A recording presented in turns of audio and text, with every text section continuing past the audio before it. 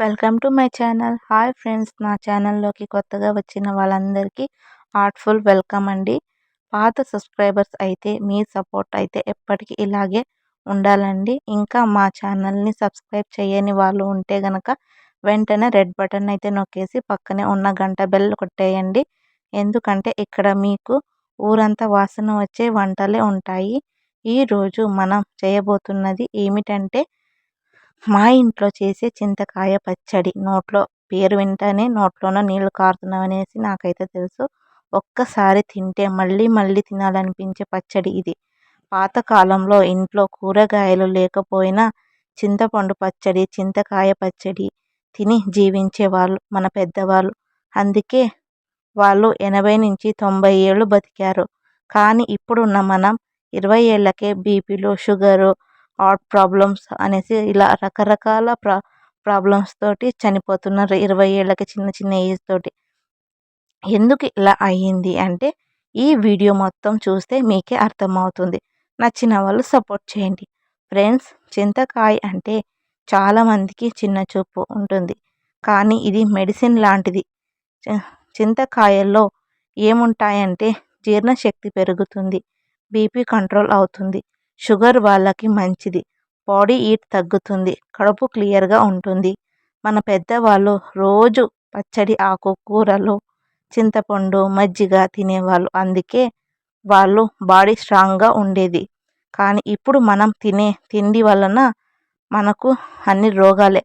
Burger, pizza, cool drinks, packet food. అందుకే చిన్న వయసులోనే పెద్ద రోగాలు అయితే మనకు వస్తున్నాయి. పాతకాలం విఎస్ ఇప్పటి జీవితం అంటే మన జీవితానికి పాతకాలం జీవితానికి తేడా ఏంటో తెలుసుకుందాం ఫ్రెండ్స్. మన తాతల కాలంలో టీవీ లేదు, మొబైల్ లేదు, కానీ ఆరోగ్యం ఉండేది.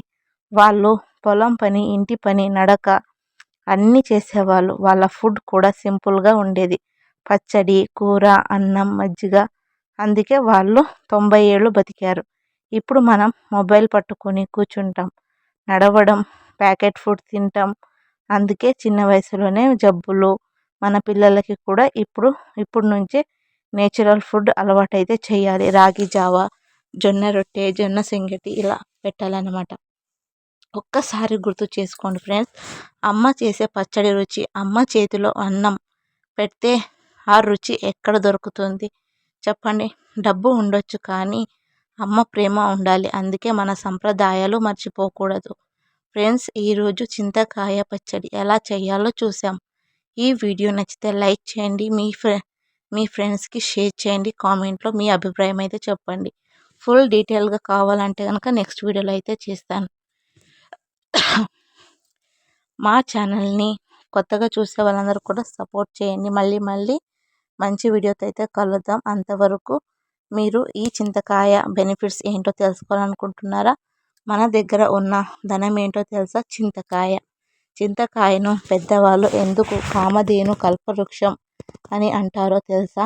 ఎందుకంటే చింతకాయతో పచ్చడి, చింతకాయతో పులుసు, చింతకాయతో రసం, చింతకాయలతో కూర అన్నీ చేయొచ్చు. ఇది ఒక్క కాయ కాదు ఫ్రెండ్స్, ఇంట్లో ఉన్న మెడిసిన్ షాప్ లాంటిది.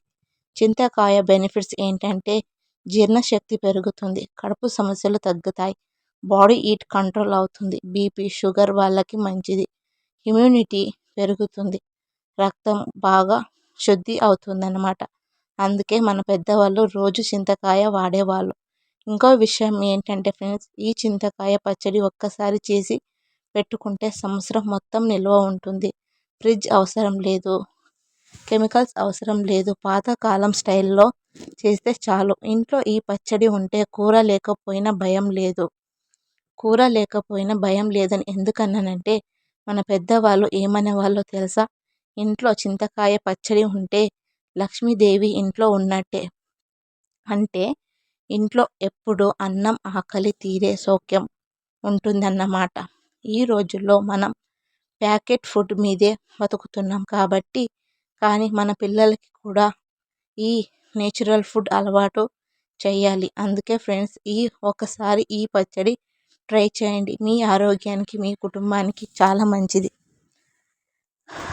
పచ్చడి కావాల్సిన పదార్థాలు ఎలా చేయాలో మీకు తెలుసుకోవాలనుకుంటే ఒక్కసారి ఈ వీడియో మొత్తం చూడండి. చింతకాయ పచ్చడికి కావాల్సిన పదార్థాలు: చింతకాయ చిన్న ముక్కలుగా అయితే ఫస్ట్ అయితే కట్ చేసుకోవాలి. దీంట్లో మనం ఇప్పుడు ఇక్కడ నూరుకుంటున్నాం కదా, ఈ పచ్చడిని కొద్దిగా తీసుకోవాలి. దీంట్లోకి వెల్లుల్లి రెబ్బలు, ఉల్లిపాయ, ఉప్పు, నూనె, ఆవాలు, జీలకర్ర, కరివేపాకు ఇవి అన్నీ ఇంట్లో ఉండే వాటివే. కానీ ఈ చింతపచ్చడి మాత్రం సంవత్సరానికి ఒకసారి మాత్రమే తీసుకొని ఇలా రుబ్బుకొని ఇంట్లో నిల్వ చేసుకొని పెట్టుకోవాలన్నమాట. ఈ పచ్చడిని కొంచెం తీసుకోవాలి.